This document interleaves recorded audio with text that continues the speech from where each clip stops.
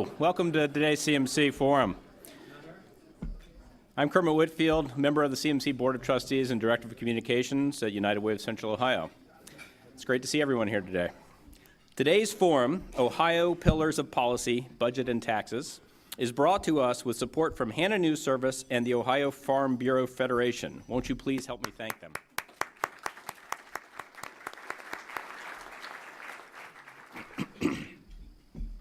I had some numbers in here, and we had a little discussion at our table earlier about if they were correct or not. And I'm not going to cite them because they might be just a little bit off.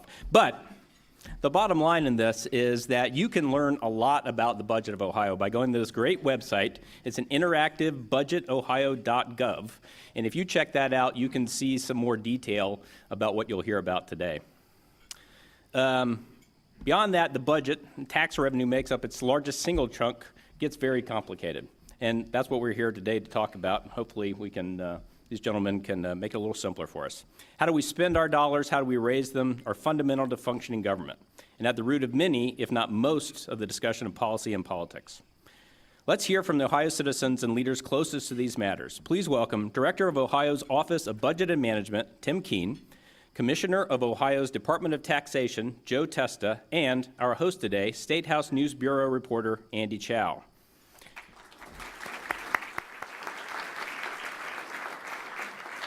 Director Keene and Commissioner Testa will each make opening remarks and then join Andy for conversation. Director Keene, the podium is yours. Kermit, thank you. Really pleased to be here to discuss pillars of policy, budget and taxes. You know,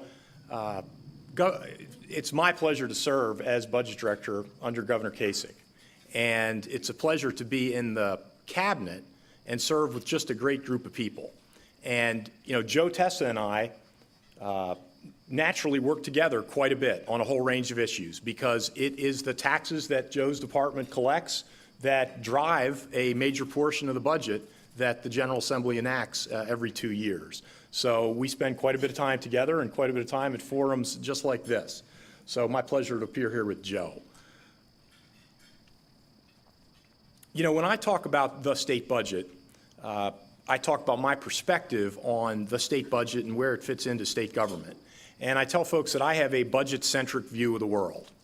That is, to me, that the budget is the single most important piece of legislation that the General Assembly adopts in its 2-year legislative sessions, because it makes choices about how we allocate public dollars, how we allocate not just state tax dollars, but all the other dollars that we are in state government are stewards for. Fees, charges, fine revenue, federal revenue that the state receives and is responsible to administer. You know, there's a lot of talk. Kermit mentioned the numbers and what's the right number to use.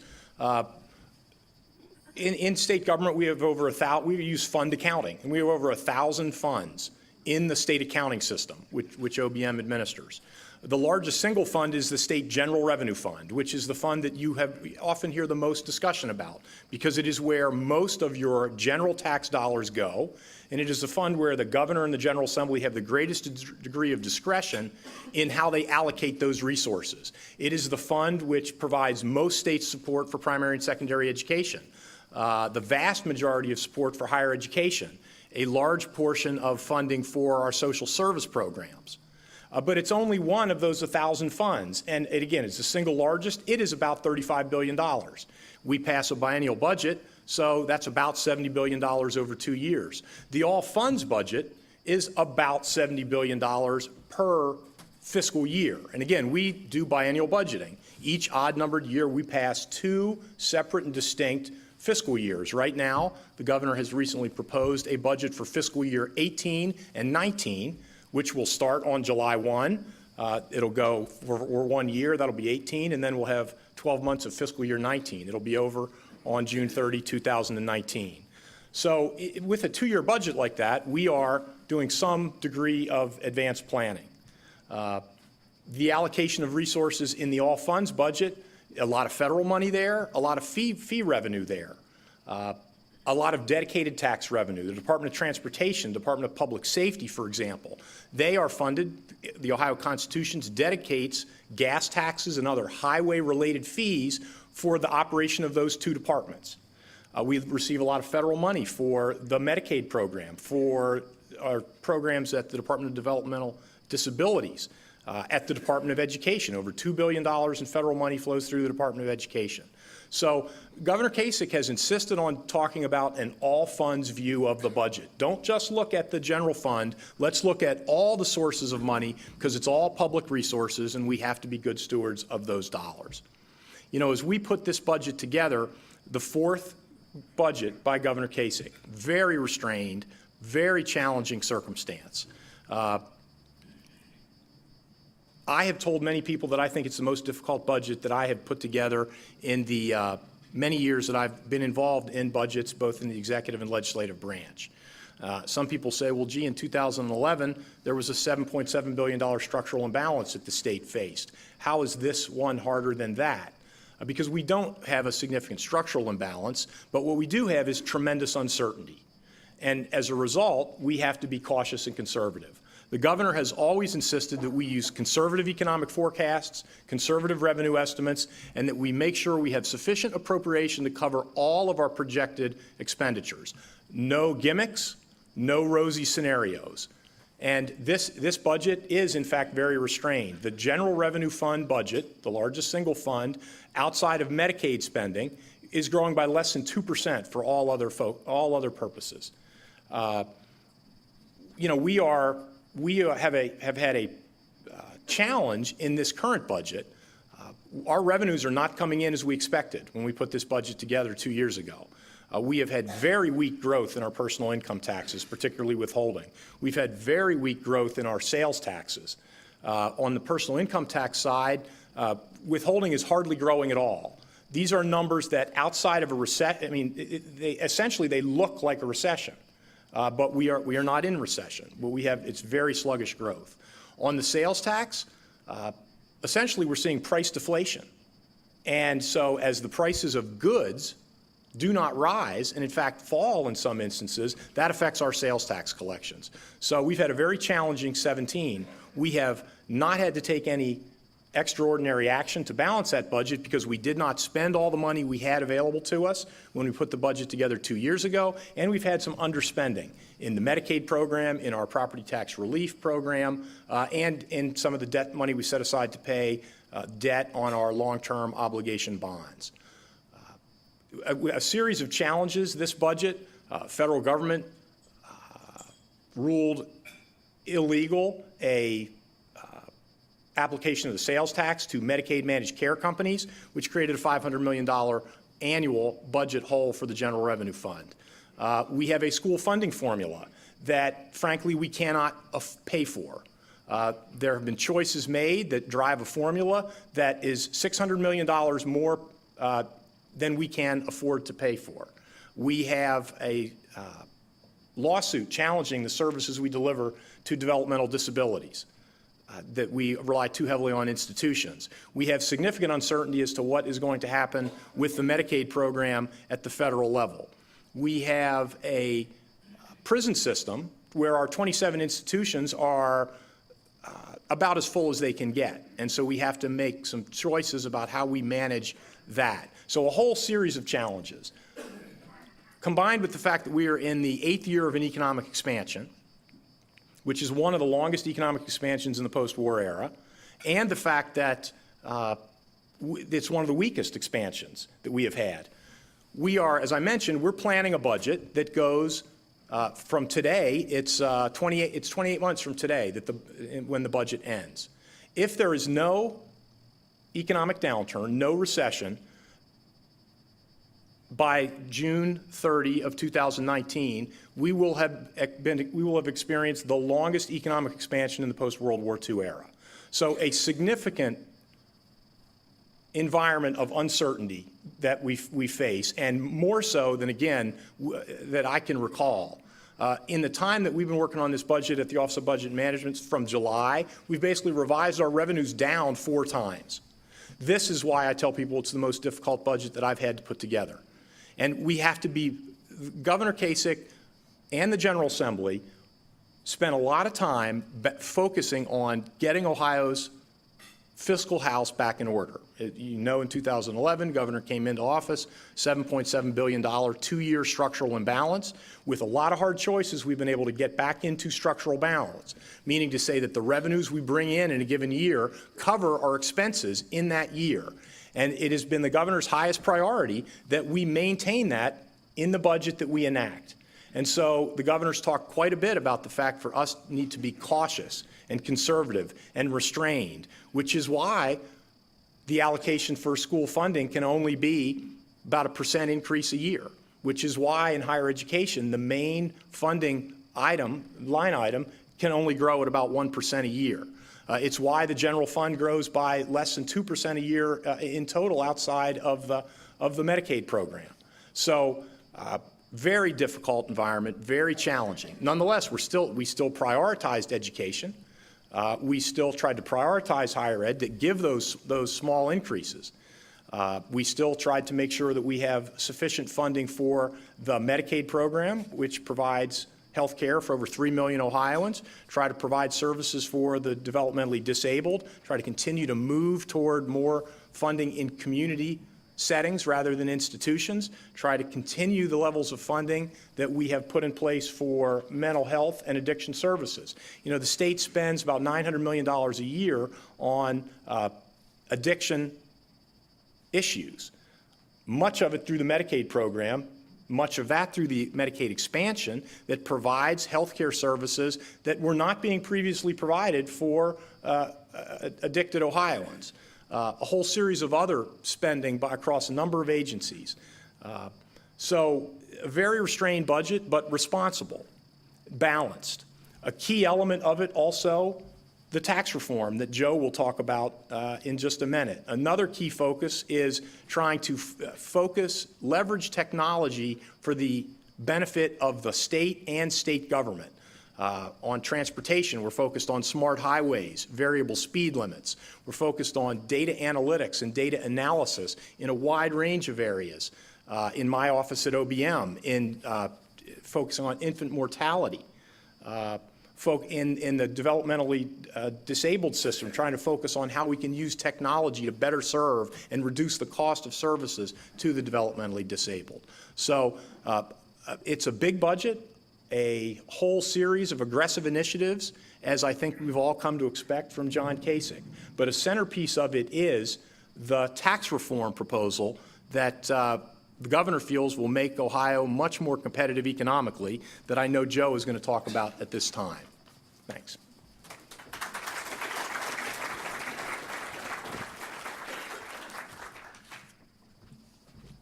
Tim, I thought you were going to talk about taxes. I don't know why you hand that up to me. First of all, I want to thank the Metropolitan Club for the invitation and the sponsors here today, and all of you.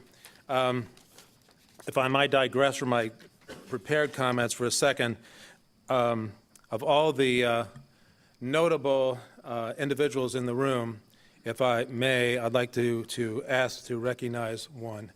Excuse me.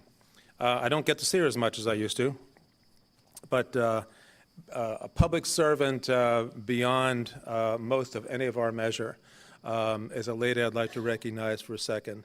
I had the pleasure of working with her at the county when I was county auditor some years ago. Obviously, she had many years on city council as well. So I'd like to ask you all to help me recognize Dorothy Teeter.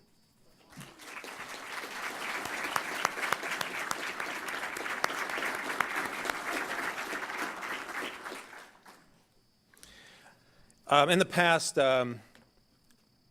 when we've rolled out the biennial budget and appeared before the Metropolitan Club, the last time, I'm trying to remember if it was the last time or the time before, we had a fairly aggressive tax reform proposal. As Tim said, Governor Kasich doesn't sleep, so he doesn't expect us to either. We continue to move things forward, trying to move things forward. And those of you who may have been there at that particular day might recall that and again, I have to admit, it was fairly aggressive in many ways. And my opening comment that day was that the thing that surprised me most about the tax reform package was how universally loved it was. Wasn't exactly true, but I got a laugh that day. So what are we doing here? I mean, what are we doing with this budget? Again, Tim has already talked a lot about the budget in a general sense. On the tax reform piece, obviously this is part of the engine. So we have to think about how we use the tax policies and how we advance tax policies to try to help expand the economic development of this state and help private enterprise and help job creation and economic development. So those continue to be our goals as they have been for the last 6 years. Part of that is a continuation of our goal to move away from a dependency on income tax more toward a consumption-based tax. We have made a fair amount of progress in that over these 6 years, and we intend to continue to try to move in that direction. Briefly, the elements will be, first of all, on the income tax side, is a reduction of the marginal rates, all marginal rates, taking the top marginal rate down from just under 5% down to 4.33 over the next 2 years. Also collapsing brackets. Ohio has 9 personal income tax brackets today. No reason why there should be that many. There's 2 states that have 10, so we're about the most in the country. No reason for that at all. We want a flatter, simpler tax code, so we're proposing to take the brackets down to 5. We're also mindful of concerns and I'm going to get to sales tax in a second, but one of the questions that I get or comments that I get, maybe complaints, if that's, who complains about taxes? I don't know, maybe somebody does. But it seems to me I've heard a rumor out there, somebody complained about taxes once. Is the interplay between sales tax and income tax, and how does it's progressive on one side, regressive supposedly on the other side, and how all that whole discussion takes place. So as we're putting together the package, we are very mindful of that. And so this package that we've put together recognizes that and does a couple of things. In recognizing, again, the reduction in personal income tax, taking the rates down, also at the same time balancing that out by helping lower income Ohioans, by increasing the personal exemptions and increasing the low income credit. Currently, the low-income credit is $10,000. So if your tax base today is $10,000 or below, you pay no personal income tax in Ohio. We're proposing taking that up to $15,000 at the same time as we're proposing taking up the personal exemptions for lower-income Ohioans at $40,000 below, and then another group between $40,000 and $80,000. The combination of those elements puts another 350,000 people into the zero tax bracket in the state. An additional 350,000. It's already 1.3 million. So clearly, it should be pretty clear that we've given a lot of attention to making sure that the adjustments that we make on the sales tax side to, again, shifting from income tax base to a consumption tax base doesn't adversely affect lower income folks. So that's how that works out. On commercial activity tax, business community, we had proposed the increases in the past. We're not proposing an increase in the CAT rate this year for this budget. Again, a lot of business community was concerned about that, so we've not advanced that. But we do have a couple initiatives in the CAT tax area dealing more with what we consider equity as opposed to the rate itself. One has to do with the qualified distribution centers. And I only have 10 minutes, so I can't go into detail unless I have questions on those items. I'd be glad to answer that. And another has to do with a certain niche on interest earnings. Excise taxes, we're approaching excise tax this year, cigarette tax and beer and wine. On cigarette tax, we tried 2 years ago to raise it $1.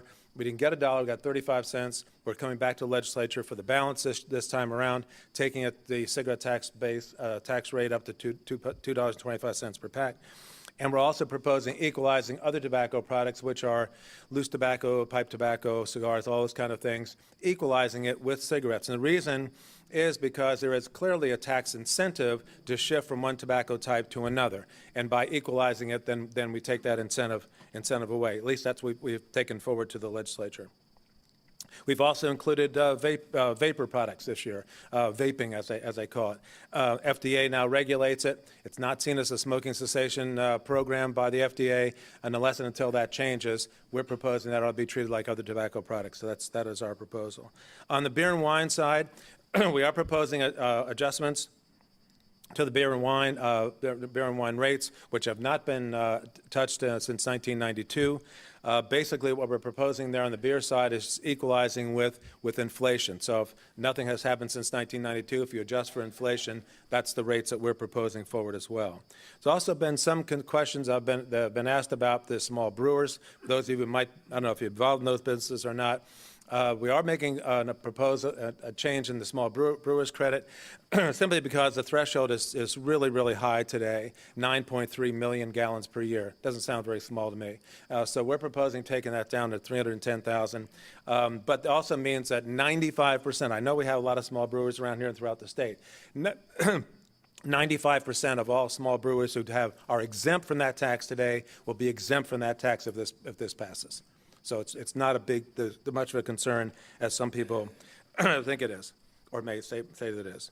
On the sales tax side, we are proposing half percent adjustment on the sales tax for the state side to 6.25. Most counties in Ohio are about 1.5 on the piggyback rate for the county and the transits, and that puts us still in the game as far as our competing states. There are 2 counties that are higher than that, Franklin County and Cuyahoga, but the other 86 counties are at 1.5 or below.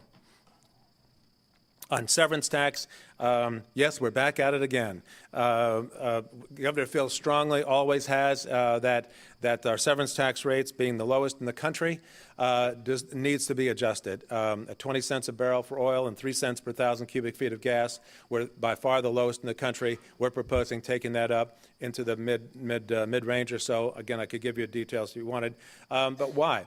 Because the level of that tax, we see no evidence whatsoever that has any impact on drilling or exploration. What has an impact on that is the market. And the market's good, they drill and they extract and they ship. If it isn't good, they don't. That's just that simple. And severance tax, again, it's a severance tax. It means if you don't sever, you don't get taxed. So if you're not taking it out of the ground because the market's not good, you're not getting taxed for it. Again, so we're back at it again, talk to the legislature about it. We think this is the right thing to do. Municipal income tax. I met with many business associations and individuals and tax practitioners over the course of the last year. Basically what we called a listening tour, in which I just asked one basic question. What is the biggest tax-related impediment to your business and economic development and growth? What would it be? And I heard a lot of different things depending on the association, depending on some geographic issues, different types of industry, things like that. But the one common theme in every single one of them was do something about the net profits tax on from municipalities. It is fragmented, it's a nightmare, it's costly, and it's counterproductive. So as I dug into that more and asked more questions about it, we find that we have about 600 municipalities in Ohio who have a net profits tax. They do things in many different ways. There was a uniformity bill, House Bill 5, a couple of years ago that did help move things a little bit closer to statewide uniformity. But all the complaints that I've heard from business community, tax practitioners and so on who have to deal with this clearly tells us that there's more that needs to be done. Again, with 600 municipalities, I have different rules, different regulations, different procedures, different appeals processes, et cetera, et cetera, et cetera.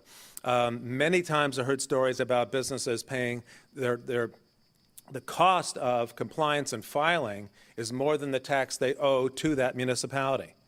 You do that hundreds of times over, this makes no sense. And so it resonated with us. We put together a proposal. I took it to the governor. Governor supports it wholeheartedly, and so we put it into the state budget. So what is this about? This is about removing an unnecessary bureaucratic burden on businesses doing business in dozens or hundreds of cities, regardless of how much net profit they have to file. It's ridiculously complex and costly to them, and that's what we're trying to focus on. Some have tried to make it anti-muni, pro-state. It's not anti-muni. It's not pro-muni. It's not anti-SNAE. It's not pro-state. What it is, it's pro-business. It's pro-business. That's where the burden is. That's where the costs are. What we want to do in this administration is remove as many burdens as we possibly can on the business community. That's the private sector. That's where the jobs are created. That's where economic development takes place. That's our focus. And if we can get this done, we can help businesses, large and small, throughout this state be able to be more productive, more profitable, be able to grow. And guess where they grow? Right back in those same cities. So we think this is a win. Not only is it a win for the businesses, it's also a win for the municipalities as well. The costs for the state administering it, would be a centralized collection through the business gateway. We would administer the tax and do all the administrative functions, just like we do every other taxes. Can the State Department of Taxation handle it? We have hundreds of thousands of businesses out there, vendors, who collect sales tax. It goes to one place, comes to us. We distribute it back out to the counties and the transit authorities for their piggyback tax, school district income tax, municipal light and electric. These are centralized for the tax department. This would be handled the same way. So again, we put this forward because we really believe this is a good pro-business move that's going to help businesses and remove an unnecessary, costly burden that they have to contend with throughout the state. So that's our basic package. Obviously, I assume there'll be some questions. I'll be glad to handle them. I think it's time for me to toss it off to Andy, right? Okay. Well, yep. Thank Commissioner Testa and Director Keene for boiling down a bunch of big ideas into a brief 10 minutes. So that's a feat in its own right there. So, Director Keene, I feel like this is a simple question, but it might be really loaded. But I'll just ask it as simply as possible. Governor Kasich has said in other forums that Ohio could possibly be on the verge of a recession. Does this budget, the way it's written, help Ohio avoid a recession? Well, the governor did say in December, when he was talking to the Ohio House of Representatives, that he felt like we were on the verge of recession. And why did he say that? For reasons that I referenced earlier. I've joked that he spends too much time with me thinking about budgets, thinking about state revenues, reviewing where the progress of our revenues. And we have seen exceedingly slow growth in the income tax. We've seen exceedingly slow growth in sales. We know that the job growth in Ohio tapered off last year, just as it did in the nation as a whole. And so that, while we might not have been in recession, it sure looks and feels like a recession from the state revenue perspective. In this upcoming budget, we are projecting sluggish economic growth. We are not expecting a dramatic pickup. So we are projecting that we'll continue to have economic growth in the range of about 2%. The focus, what we can do, look, we are part of a world and a national economy. And there was a national economic slowdown in calendar 17. A lot of other states had the same challenges we are having the same challenges we are with revenues, although in fact many of them had to actually make mid-year budget adjustments, which we have avoided. So we are part of a national and world economy. We are doing what we can with our state policies to try to make us as economically competitive as possible so we can move forward. Hence the tax reform. Hence a very restrained budget where we try to live within our means. And again, so I think most of the policies that we put forward will help us do the best we can within that national and world economic environment in which we reside. Commissioner Testa, the thing that a lot of groups wanted to respond to when the governor proposed this year's budget was that increase to the sales tax. The administration explains it as a half a percent increase to the rate. Democrats say, well, if we're going to say that the budget is cutting the income tax by 17%, then people would be really paying a 9% increase on their sales tax. And again, Democrats have been saying that that shifts the burden to middle and lower income Ohioans. What is your response to first of all, that numbers game, and also does this shift the burden to middle and lower income Ohioans? First of all, Andy, you can't make that direct correlation. The numbers just don't work. But in terms of the low-income Ohioans, and I mentioned it in my opening comments, that we were very mindful of that. And this entire package was done with a clear goal of making sure that we did not, as we make this change, disproportionately burdensome on lower-income folks. We had, in my testimony to the House Finance and Ways and Means yesterday, we put forward a number of different scenarios in my testimony, looking at income levels, from the lower income levels. I think the lowest we used is $14,000, up to an average or median income for Ohio family of 73, and looked at all the income tax changes that we've made in this administration going down, and the sales tax adjustments going up, sales tax increase before, and the base expansion that we proposed before, and what we're proposing in this biennial budget. And in every single case, it's a net gain. So the individual is better off no matter what that income level was, whether it's single, filing jointly, one dependent, two dependents, whatever, ran all these different scenarios. There is one exception, as it turns out. And the exception is those at the highest income level, interestingly enough. It's the exact opposite. The highest income level, over $200,000, because our bracket stops $200,000 roughly, those over $200,000 whose income is primarily from business income, they actually don't gain from this budget. Why? Because we passed the 3% flat tax 2 years ago for business income.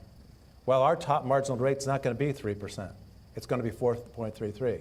Therefore, those at the highest income level, whose income is primarily from business, are the ones who are not going to gain anything from the adjustments that we've made. It's exactly the opposite of the questions you've been asked. Either of you can respond to this, but House Republicans, they usually like to say, well, we're going to look at the budget, we're going to caucus, we're going to talk about things. So they don't usually like to come out and say, we don't like this. But with the severance tax, that's the one thing where they're saying that's a non-starter, we're not going to do the severance tax. How much of a blow does that make to your budget as a whole to say, no, we're not going to move on the severance tax? And then if you consider how they've been saying we're not going to raise the cigarette tax as high, how big of a blow is that, and how many adjustments do you have to make because of that? I hadn't heard the cigarette one yet. That's news to me. Thank you for, I hadn't heard the cigarette one yet. Again, we understand that it's a heavy lift on the severance tax. I don't think it should be, but it is what it is. I don't have all those numbers top of my head. Obviously, it's at least a few $100 million. I mean, it's pretty significant. Again, what we're looking at is this package. So what we've said to the legislature is that, fine. And when I testified in House Finance, I said, look, if there's certain elements of this that you're going to take one thing out, obviously I didn't name them, let them do that. Certain things that they're going to take off the package, okay, that's fine. But what does it do to the goals? It takes us away from our goals of moving to a more of a consumption-based tax. So if that's what the General Assembly wants to do, obviously that's their purview to do that. We will do the best we can to try to convince them that's not a good direction. Plus, there's a couple of other things. We tax about, under state law, goods and services are treated just exactly the opposite. All goods are considered taxable unless they're specifically made exempt. All services are exempt unless they're specifically made taxable. It's exactly the opposite. Over the years, certain services have been added, expanding that base. All right? So what's left? There's a lot of other services that are not being taxed today. Plus, we have something we call a tax expenditure report.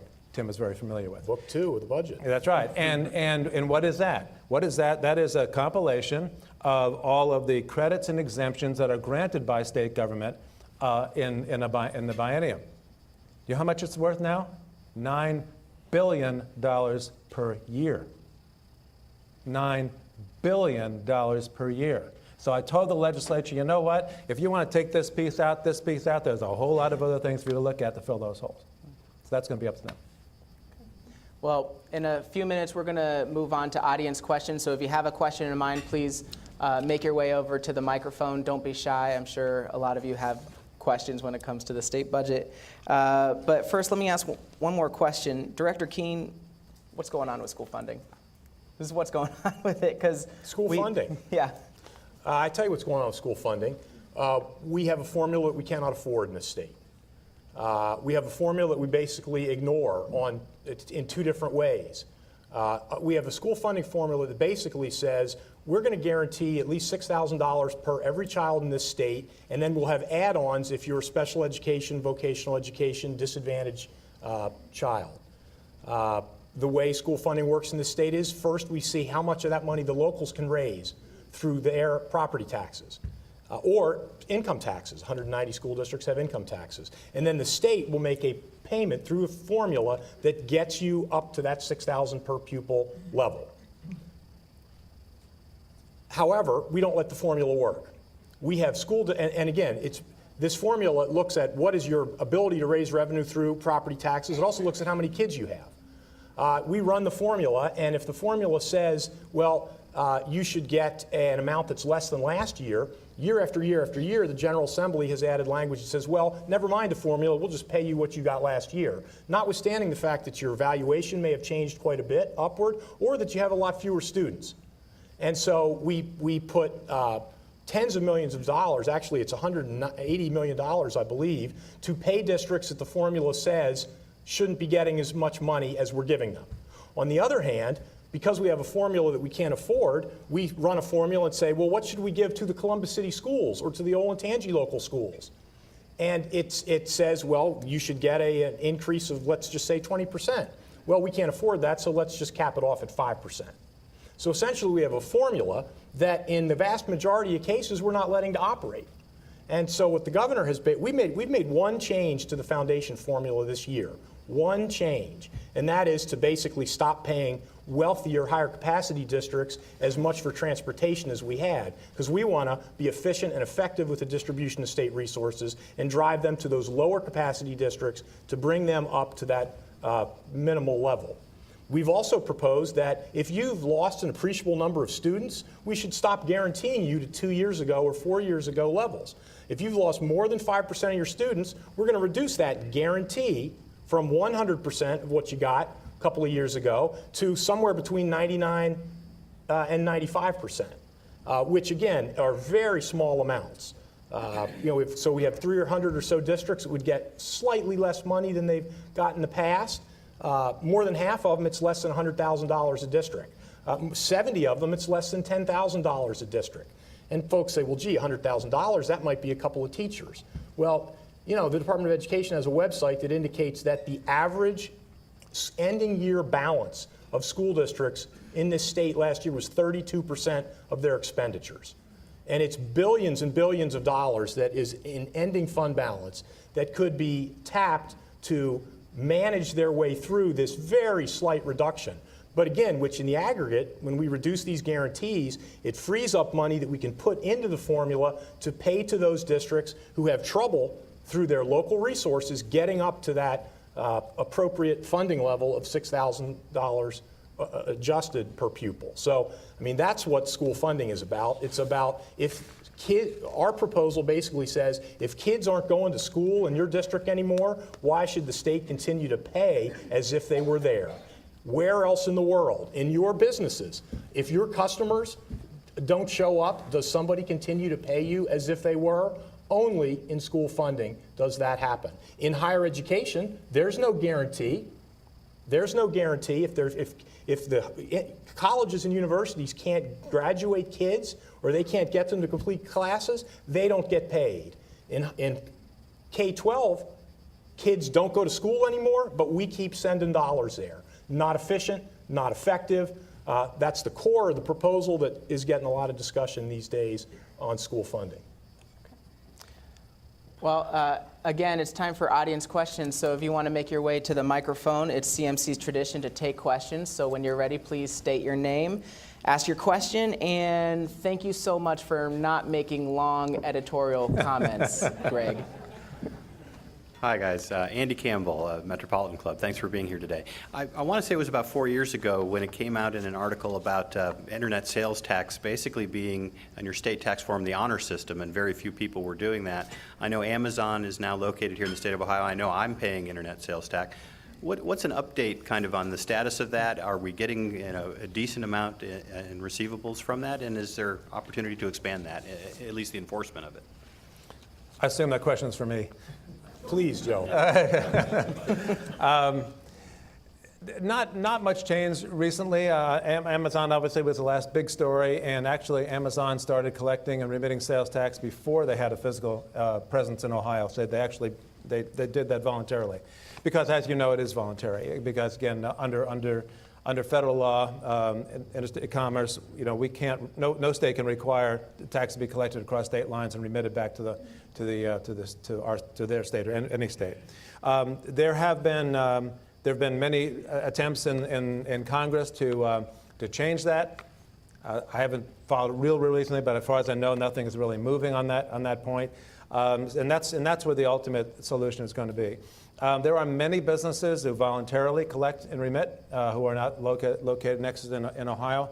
And there is something called a streamlined sales tax group, which is it's another voluntary group, organizations, businesses who then collect and remit sales tax. So it is still growing. I can't give you the number off the top of my head, but certainly it is still continuing to grow.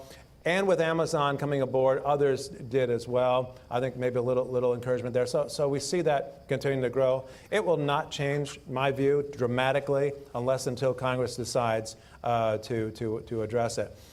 So it's really in the federal government's hands, as position the governor has taken in the past as well. This is a federal government issue to resolve. Unless and until they do that, it'll probably continue to inch forward, I would think so, increase, simply because more and more businesses are just doing it voluntarily.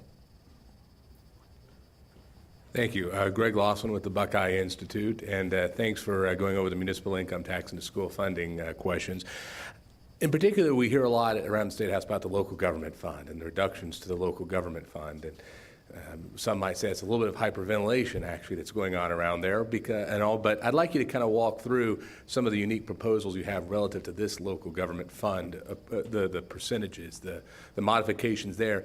And then I'm curious how many, if people really are aware of just how much general revenue money is set aside to redistribute to local governments based on property tax rollbacks, and just how much money on a fiscal year basis is for nothing but local reimbursements, for local decisions, I might add.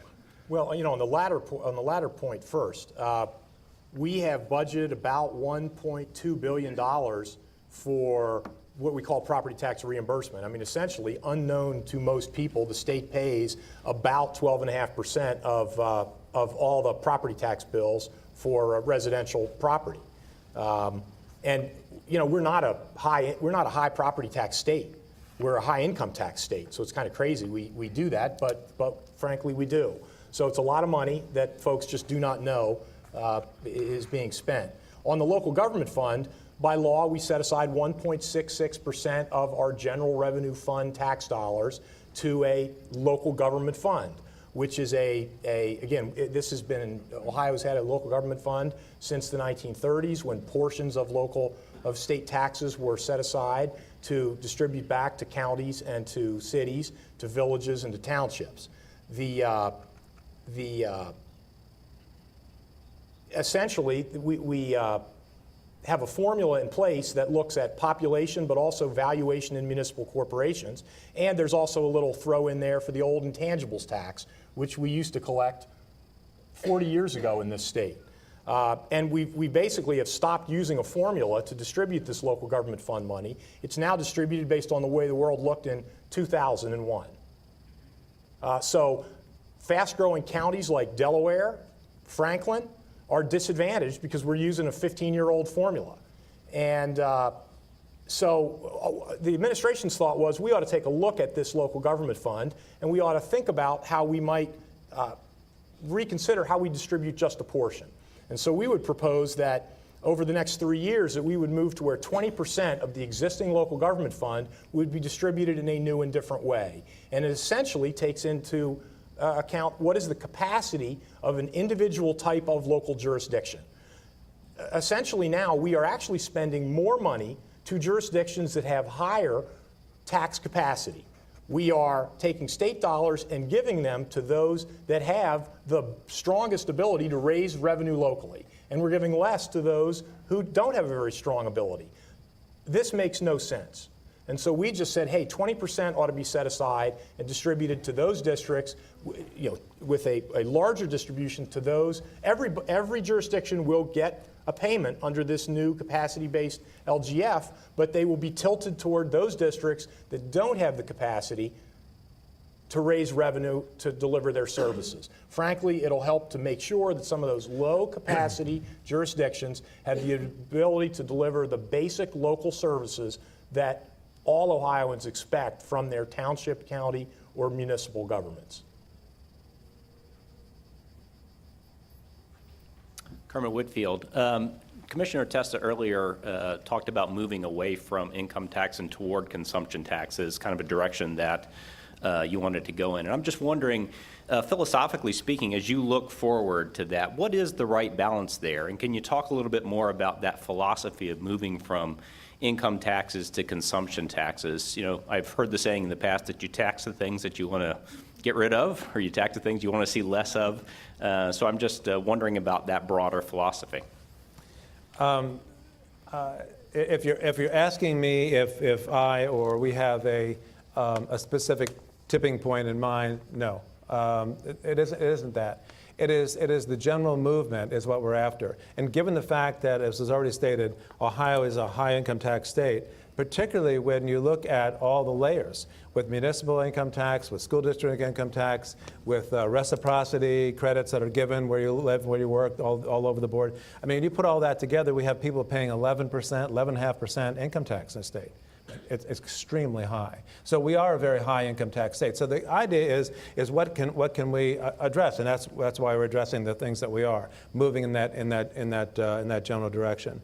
I can point to, and I have in my testimony, a number of academic studies, research work, and so on that has been done to corroborate that the income tax is the most burdensome. It discourages investment and savings, and those states look over the last 10, 15 years. Those states with the lowest income tax have the greatest growth, have the greatest population growth, the greatest job growth. Clearly, the data supports that. So from a philosophical standpoint, it's that general direction. Again, we have not, and I don't have a number, and the governor hasn't said, okay, I want to get to this particular number in terms of flipping that. But again, it's the general trend to try to get away. Because again, all taxes are not created equal. Some are more injurious, and some are more less injurious. Nobody likes any taxes. I realize that. But where do you find that? So the idea is to move as much as we can in that direction. This year's budget, this biennial budget, is not even as assertive in that direction as we had. The 0.5% sales tax rate is, and and we proposed that before, and the General Assembly cut that in half. Again, back to the earlier question, if in fact they feel that's going too far, or the base expansion, which is much narrower than we had proposed in the past, or they jettison severance, or they take something else out, if we're going to continue on the same kind of goal of helping us relieve Ohioans of the high income tax total that we have, then something else is going to have to replace it. I mean, we know the members of the General Assembly agree, the Republican members of the General Assembly at least, agree with us that we need to continue to work on reducing taxes. The question is, in this difficult budget environment, what can you do? Our net tax cut is smaller this year because of the very difficult budget that I referenced. And we're happy to work with the General Assembly to figure out just how much progress we can make in reducing the income tax and reworking the tax system. Because one thing is clear, we would not, if we were starting over, we would not put in place the tax system that is in law right now. And that's what drives us. That's what drives the governor. Yes, my name is John McKnight. It appears that our current federal government, presidential administration, plans to be cutting funding to environmental services, to, social services. Is the state prepared to pick up a bigger piece of some of those burdens? Perhaps some of the state's funding is going to get pulled, which it may then redirect to, to arts, to parks, to, I don't know what you call those as a package, the soft services. Is the state looking at possibly making up some of the cuts that might be coming down the pike for that sort of thing?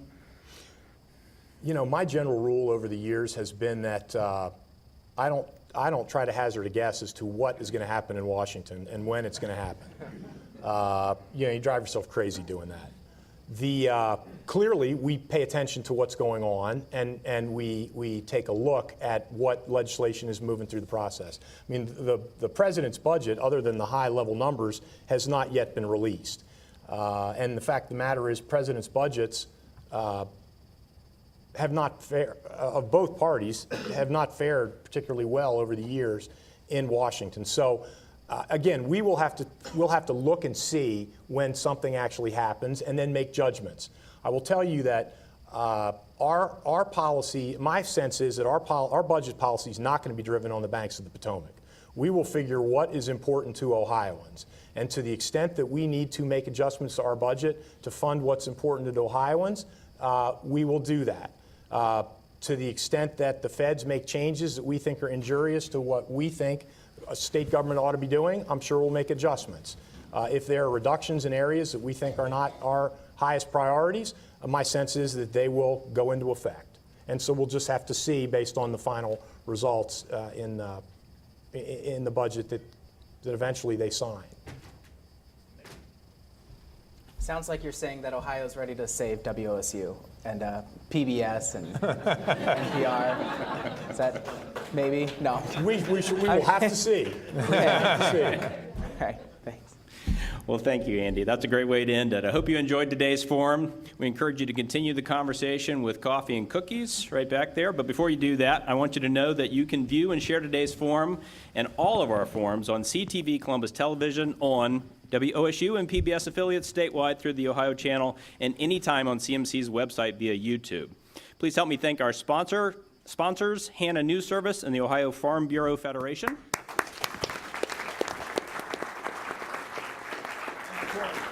Excellent speakers today, Tim Keene, Joe Testa, and Andy Chow. Thanks to all of you for being here, and we'll hope to see you again at CMC next week.